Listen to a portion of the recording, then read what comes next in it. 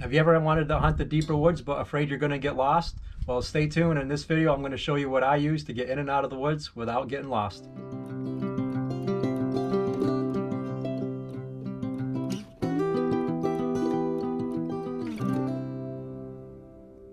I get a lot of questions about how I get in and out of the woods without getting lost. So today I thought I would go over a map and compass. It might be basic for some of you out there, but I know there's a lot of people who want to get into more tracking. And if you want to do that, you've got to go out deeper in the woods. So I'm just going to show you quick what I use. I'm not a compass and map expert by any means. I don't know how to do all the fancy plotting stuff. I know how to get in and I know how to get out, and that's all I need to know. I use just a basic compass. This is just a Swiss Army one. I have a lanyard on it so I can hook it around my belt loop of my pants, and I put it in the right front pocket. That way it makes it easy to take it in and out. The maps I use, I bought a whole bunch of these maps from St. Regis Canoe Outfitters. I believe it's their map, not sure, but you can buy them at any Adirondack store you come across. They're cheap and they're really good. I use this map for all our paddling, all of our hiking, and for majority of my hunting. I bought a whole bunch for different reasons, mostly because I cut the sections out that I'm going to hunt with, so I don't have to take this whole map with me. I fold it up to the area that I'm hunting, and I put it in a little plastic seal, and that way it's right there, it's accessible. I can put it in my hip pocket, or I can leave it in my backpack, but it's not going to get wet, and it's right there ready for me to see.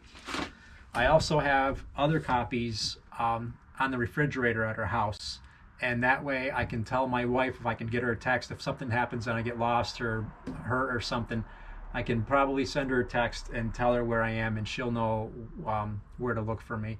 Also, it's good that we hike and fish this area, so she knows a lot of it. So if I tell her I'm on the north side of a certain pond, she'll know exactly where I am and how to get me out, and how to get the rangers to know where I am as well. So if you're not familiar with the topo map, I'll show you, just tell you real quick. The lines determine how steep it is. So like this area right here is not steep at all. It's very, very flat. This area right here, that's really steep. The closer the lines are together, the steeper it is. Also on this map, it'll tell you primary roads, secondary roads. It'll tell you where the campsites are. It'll tell you where lean-tos are. It'll tell you which way north is. It also says that 1 inch equals 1 mile, and it's 1.31 scale. Don't trust where the campsites are. Even on the most recent maps, they could be changed. They recycle out the campsites a lot, so some of them that are on the map don't even exist anymore, or they're closed down. But before I head in, I want to know which way is north. Which way am I looking at? So if I pull out my compass, it's actually not too far off right now, but I want to know which way is north on here. And I know just looking at it that north is going to be this way, but I like to have it so I'm looking straight ahead. So I'll get my compass out, and then I'll turn the map until my map and my compass are looking north. So that's pretty close right there. So now if I get out of my truck right here, I get my map out and I turn everything, I orient it north, then I'm looking north going this way. So I'm standing in my truck looking that way. So now I know if I go right, that's east, okay? Because that's where I'm going to go. I'm going right. So I turn and I go right and I head into the woods. So let's just say I'm lost and I've got to get out of here. I have no idea where I am. I could be here, I could be here, I could be here. I have no idea. Let's say I've been tracking this buck like crazy all day. I know I came in going east. I know I didn't cross this road. I know I didn't cross this road. I know I didn't hit a pond. So all I have to do to go back is to go west. If I start going west, even if I'm way down here, if I go west, I'm going to hit this road. Guess what? I'm out. Now I can walk the road back to my truck. Even if I'm way up here and I go west, I'm going to hit this road. I can walk this road back to my truck. If I'm in the middle here, if I'm over here, wherever I am, if I go west, I'm going to get back to my truck. So mostly that's my basic way to get out. And pretty much wherever you go, you're going to have borders. So like here's another spot right here. Let's just say I want to go hunt this mountain. Same kind of thing. I get my compass out.